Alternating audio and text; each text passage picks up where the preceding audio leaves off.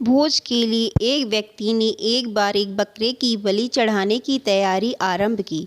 उसके बेटे बकरी को नदी में स्नान कराने ले गए।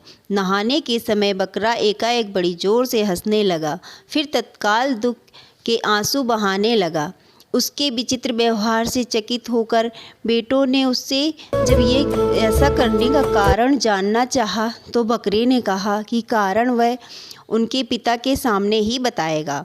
व्यक्ति के सामने बकरे ने ये बतलाया कि उसने भी एक बकरे की बलि चढ़ाई थी, जिसकी सज़ा वह आज तक पा रहा था।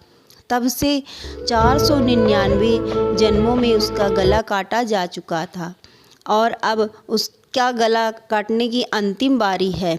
इस बार उसे एक बुरे कर्म का अंतिम दंड भुगतना था, इसलिए वह प्रसन्न होकर हंस रहा था, किंतु वह दुखी होकर इसलिए रोया था कि उसकी अगली बार से तुम्हारे भी सिर पर 500 बार काटे जाएंगे।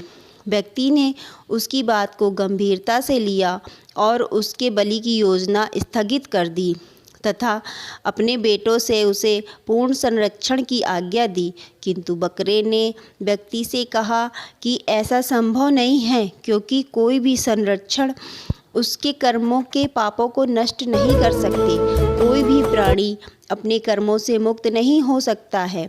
जब बेटे उस बकरे को ले जाकर यथोचित स्थान पर पहुंचाने जा रहे थे, तभी रास्ते पर किनारे में एक पेड़ के शाखा पर नर्म नर्म पत्तों में को देखकर ज्यों ही बकरे ने अपना सिर ऊपर किया, तभी एक वज्रपात हुआ और पेड़ के ऊपर पहाड़ी पर स्थित एक बड़े चट्टान के कई टुकड़े छिटके।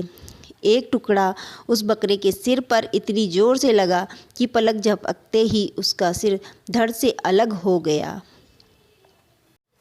इस कहानी से यह शिक्षा मिलती है कि हमें अपने कर्मों की सज़ा भुगतनी ही पड़ती है।